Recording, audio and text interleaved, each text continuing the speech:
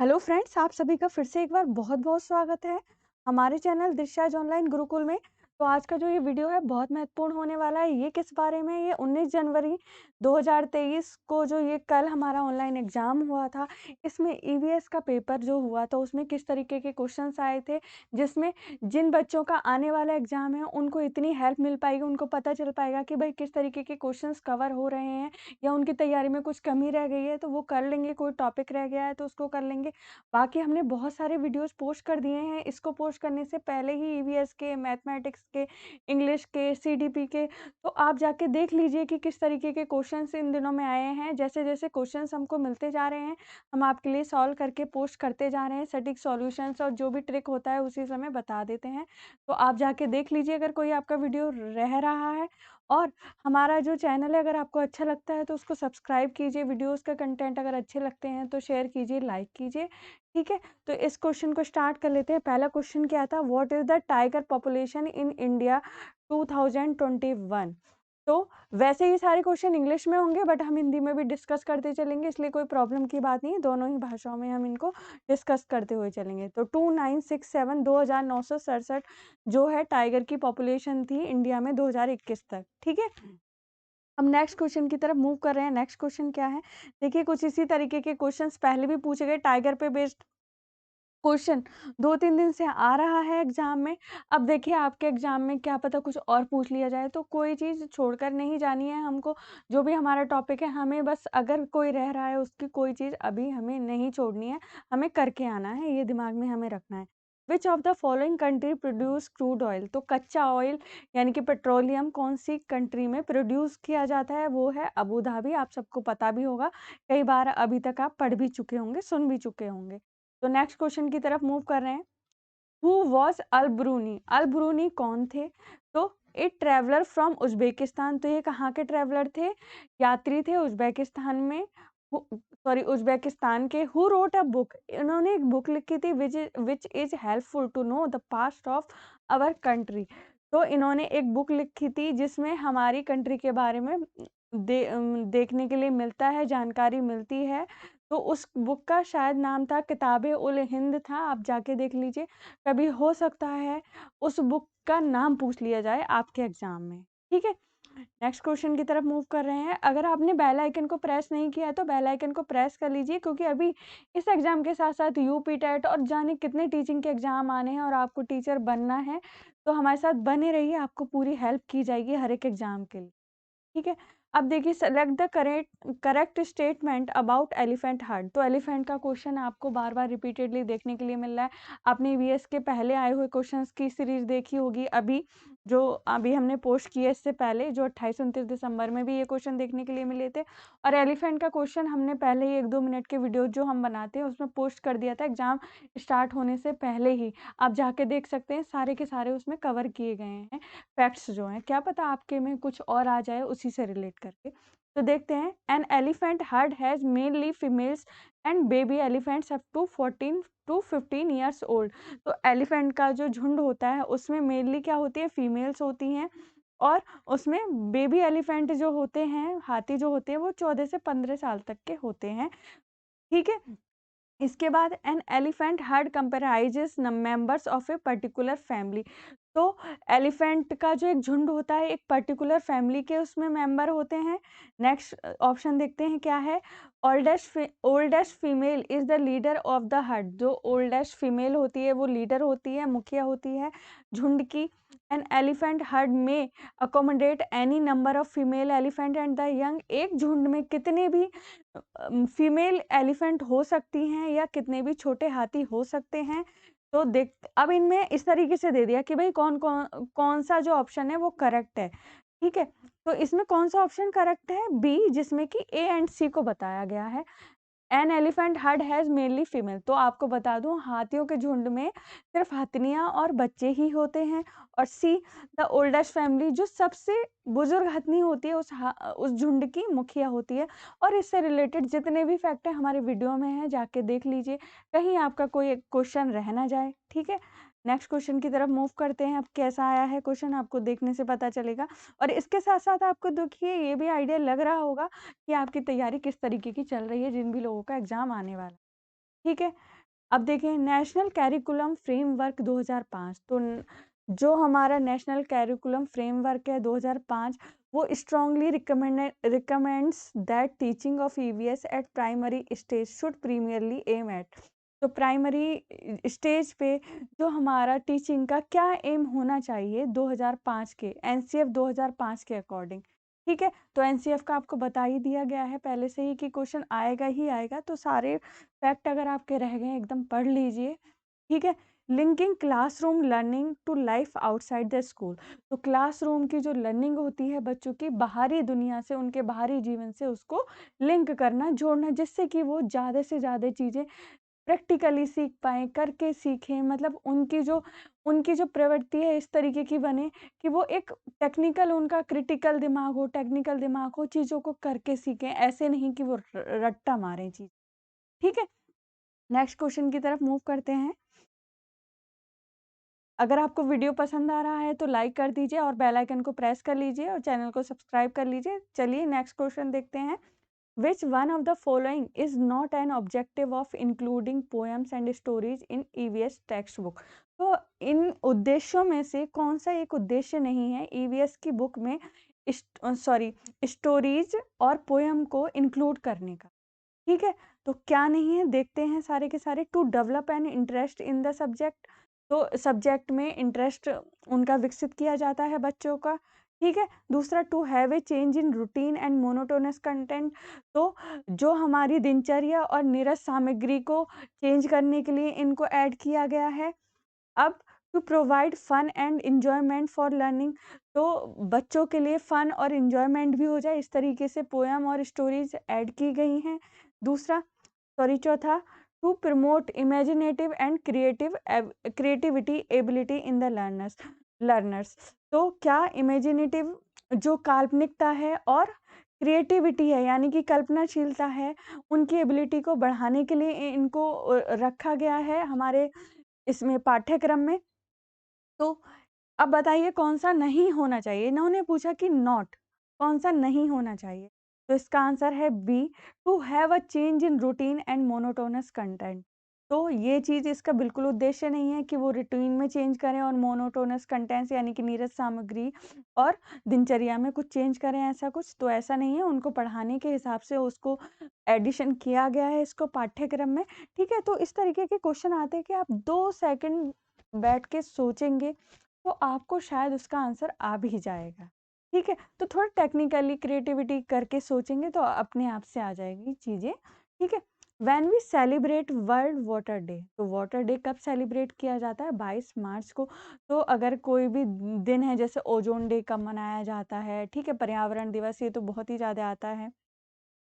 तो इस तरीके की और अर्थ डे कब मनाया जाता है, तो इस तरीके के जो भी क्वेश्चंस हैं डे वाले वो कर लीजिए, ये पहले भी आए थे एग्जाम में। Which instrument is use to measure rainfall, तो रेनफॉल को मापने का कौन सा इंस्ट्रूमेंट है? वो है रेन गेज। ठीक है, नेक्स्ट क्वेश्चन की तरफ मूव कर रहे हैं। In which of the following regions of are tropical rain forest found, तो कौन से रीजन में उष्ण कटिबंधीय वर्षा वन पाए जाते हैं? तो ऑप्शन देख लेते हैं, असम, बिहार, वेस्ट बंगाल, उत्तराखंड। तो आपको देखने से भी पता चल रहा होगा ये असम है। ठीक है, तो कुछ कुछ क्वेश्चंस तो ऐसे भी आते हैं कि हम एकदम से मतलब देख के ही उनका आइडिया लग जाता है कि किस तरीके से आए हैं। ठीक है, आगे देखते हैं। अगर वीडियो का कंटेंट अच्छा लग रहा है तो शेयर कर दीजिए, लाइक कर दीजिए, सब्सक्राइब कर लीजिए। ठीक है, each step or level of a food chain forms are trophic level. तो कल जब मैंने एनालिसिस किया था एग्जाम का तो मैंने आपको बताया था कि आप फूड चेन को, पोषक स्तर को जरूर पढ़ लीजिए, क्योंकि अब इससे क्वेश्चन आने लगा है। पहले नहीं देखने के लिए उतना मिल रहा था, बट अब जरूर कर लीजिए आप। ठीक है, विच of the following is at the first tropic level, तो कौन सा इसमें फर्स्ट ट्रॉपिक लेवल पर होगा of the set food chain. ठीक है, फूड चेन में इनमें से सबसे ऊपर कौन सा होगा ये पूछा जा रहा है। ओमनीवोर्स, हर्बीवोर्स, ऑटोट्रोफ्स या कार्निवोर्स। ओमनीवोर्स किसको कहते हैं? सर्वाहारी। हर्बीवोर जो सिर्फ हरी चीजें खाते हैं यानी कि पेड़ पौधों से अपना भोजन प्राप्त करते हैं। ऑटोट्रोफ्स और द प्रोड्यूसर वो होते हैं जो खुद अपना खाना वगैरह बना लेते हैं, जो किसी पे भी डिपेंडेंट नहीं होते हैं। कार्निवोर्स क्या होते हैं? मांसाहारी होते हैं। तो सबसे ऊपर की चेन जो इसकी चेन होती है ट्रॉपिक लेवल में, सबसे ऊपर कौन होता है? हमारा ऑटोट्रोफ्स और द प्रोड्यूसर होते हैं, जो कि खुद का खाना खुद बनाते हैं, किसी पर भी डिपेंडेंट नहीं होते हैं। तो देखिए इससे रिलेटेड जितने फैक्ट हैं कर लीजिए, क्योंकि कभी-कभी होता है कि कन्फ्यूजन हो जाता है कि अगर बहुत दिनों से नहीं पढ़ा होता। ठीक है? नेक्स्ट क्वेश्चन की तरफ मूव कर रहे हैं।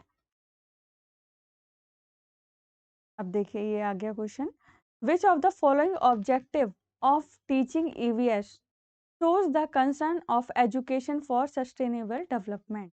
तो क्या है इस क्वेश्चन का मतलब? इसमें ये पूछा गया है कि ईवीएस की एजुकेशन में ये जो कंसर्न दिखाया गया है सस्टेनेबल डेवलपमेंट का, सतत विकास का, ये इसका क्या उद्देश्य है सतत विकास के जो टॉपिक है या इसको पाठ्यक्रम में ऐड करने का। तो अब देखते हैं ऑप्शंस क्या क्या हैं, फिर पता चलेगा हमको। To emphasize design and fabrication skill, तो डिजाइन और फैब्रिकेशन स्किल्स को बढ़ाने का इसमें कुछ उद्देश्य है। To engage the child in exploratory activities से उनको एंगेज करने का उद्देश्य है। Develop technological and quantitative skills, तो जो हमारे टेक्नोलॉजिकल स्किल होते हैं और क्वांटिटेटिव स्किल होते हैं, तो उनसे बच्चों के अंदर उनको डेवलप करने का उद्देश्य है। या फिर critically address the concern of equality, justice, peace and respect for human dignity and rights. तो क्या इसका इससे बहुत ज़्यादा रिलेशन है कि बच्चों के अंदर ये चीज़ डेवलप हो, समानता का, जस्टिस का, शांति का, एक दूसरे के लिए रिस्पेक्ट का, फॉर ह्यूमन डिग्निटी के लिए एंड राइट्स के लिए, अधिकारों के लिए, सॉरी, राइट्स मतलब अधिकार। ठीक, तो क्या है इसका उद्देश्य जो है सस्टेनेबल डेवलपमेंट का पाठ्यक्रम में ऐड करने का? ये उद्देश्य है कि बच्चों के अंदर ये चीज़ आ सके, इक्वलिटी, जस्टिस, पीस आ सके एंड रिस्पेक्ट आ सके, ह्यूमन डिग्निटी और राइट्स के जो भी हमारे अधिकार हैं उनके बारे में वो अवेयर हो सके, और उनके लिए उनके दिमाग में एक रिस्पेक्ट हो कि यहाँ ये इनका अधिकार है, ये मेरा अधिकार है, मेरे मतलब ये चीज़ को वो समझ सकें। ठीक है, नेक्स्ट क्वेश्चन की तरफ मूव करते हैं। अगर आपको कोई भी कन्फ्यूजन हो रहा है तो आप हमें कमेंट बॉक्स में कमेंट करके पूछ सकते हैं, आपकी प्रॉब्लम सॉल्व करने की पूरी कोशिश की जाएगी। ठीक है, ये इसका आंसर था, हमने पहले ही डिस्कस कर दिया था ऑप्शन में। ठीक है, अब नेक्स्ट क्वेश्चन की तरफ मूव कर रहे हैं और अपने एग्जाम की तैयारी आपको बता देते हैं, अच्छे से कर लीजिए, कोई भी उसमें ढील मत करिए, क्योंकि एग्जाम जैसे जैसे आगे बढ़ता जाएगा वैसे वैसे ऑप्शंस, पैटर्न तो वही रहेगा, सिलेबस भी वही रहेगा, बट ऑप्शंस थोड़े-थोड़े चेंज होते जाते हैं। पर हाँ, आपकी तैयारी है, आपने पढ़ा है तो कोई प्रॉब्लम की बात नहीं है, पेपर ऐसा कुछ नहीं आता है। बट हाँ, देखिए फिर भी तैयारी तो करनी पड़ेगी, क्योंकि पेपर है तो पेपर की तरह ही कीजिए। बाकी हार्ड ईज़ी के चक्कर में मत लगिए, क्योंकि हार्ड आएगा तब भी आपको देने जाना है, ईज़ी आएगा तब भी आपको देने जाना है। करना आपको है, जो चीज़ नहीं पढ़ोगे वही हार्ड लगेगी, बस इतना दिमाग में। ठीक है, अब नेक्स्ट क्वेश्चन की तरफ मूव कर रहे हैं। Students of EVS assessed by a teacher through observation by asking them questions, their involvement in drawing pictures and participation in discussion followed by unit test shows that their. तो एक student को teacher जो है वो इस तरीके से assess कर रहा है, मतलब उनका असेसमेंट ले रहा है थ्रू इस तरीके का ऑब्जर्वेशन करके, उनको क्वेश्चंस पूछ के, ठीक है, उनका इन्वॉल्वमेंट करके ड्राइंग और पिक्चर्स में, पार्टिसिपेशन करा के, डिस्कशंस में, यूनिट टेस्ट फॉलो कर रहे हैं वो। तो वो किस तरीके का ये करिकुलम फॉलो कर रहे हैं टीचर्स, ठीक है, तो क्या चीज़ फॉलो की जा रही, किस तरीके के ऑब्जर्वेशन है ये। तो teacher is using observation tool, तो क्या टीचर उनका प्रेक्षण कर रहा है, यानी कि ऑब्जर्वेशन टूल का यूज कर रहे हैं। Teacher is using summative assessment, तो टीचर क्या समेटिव असेसमेंट कर रहे हैं, यानी कि सारांशीय असेसमेंट बोला जाता है इसको। ठीक है, या फिर टीचर क्या कर रहे हैं, स्कूल बेस्ड असेसमेंट कर रहे हैं, जिसमें कि एक पूरा का पूरा करिकुलम होता है कि भाई आज आपको टेस्ट लेना है, इसमें ये करना है, वो करना है, प्रॉपर चलता है, आपको आइडिया होगा इस चीज़ का। Teacher is using Pir assessment technique, या टीचर जो है पीर असेसमेंट टेक्निक का यूज कर रहे हैं। पीर असेसमेंट का मतलब क्या होता है, सहकर्मी मूल्यांकन। ठीक है, तो इस तरीके का कुछ असेसमेंट कर रहे हैं, तो आप ना इस तरीके के जो भी असेसमेंट है ना, उनको आप देख लीजिएगा, क्या पता आपके में कुछ और तरीके से आ जाए कि भई पीर असेसमेंट क्या होता है? या इसकी ये आ जाए कि समेटिव असेसमेंट क्या होता है, यानी कि सारांशित मूल्यांकन क्या होता है, ठीक है? इस तरीके से देख लीजिएगा, तो इसमें आपको पता चल रहा है टीचर क्या कर रहे हैं, teacher is using school based assessment. तो टीचर किस तरीके का असेसमेंट कर रहे हैं, किस तरीके का मूल्यांकन कर रहे हैं बच्चों का, वो स्कूल बेस्ड असेसमेंट होता है, जिसमें एक प्रॉपर वे होता है कि ये कराना है बच्चों को, ये टेस्ट लेना है, ये सब करना है, ठीक है? सब तरीके के टूल्स होते हैं भाई बच्चों को पढ़ाने के लिए, बहुत सारी टेक्निक्स होती हैं, आप तो कर चुके होंगे बीएड, बीटीसी और सब आप करने जा रहे हैं, तो आपको आइडिया हो गया होगा इन चीज़ों का। अगर नहीं भी है, कोई बात नहीं, टाइम है, आप कर सकते हैं अभी भी। ये चीज़ ध्यान रखिए, आप क्या नहीं कर सकते, शिक्षक बनने जा रहे हैं, ठीक है?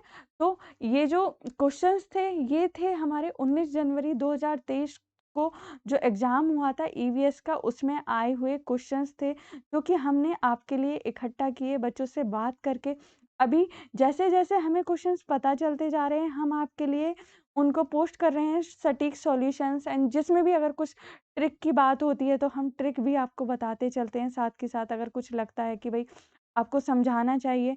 बाकी देखिए, जो भी अभी आज का क्वेश्चन होगा, 20 जनवरी का होगा, वो सब आपको पोस्ट कर दिए जाएँगे सॉल्यूशन के साथ, और इतनी सारी सीरीज़ ऑलरेडी हैं, जो-जो क्वेश्चंस हैं, जिनका भी एग्ज़ाम है, जाके देख लीजिए, कोई चीज़ रह ना जाए, क्योंकि इस बार आपको अपना सीटेट का एग्ज़ाम क्लियर करके आना है, शिक्षक बनने की जर्नी की पहली सीढ़ी आपको पार करनी।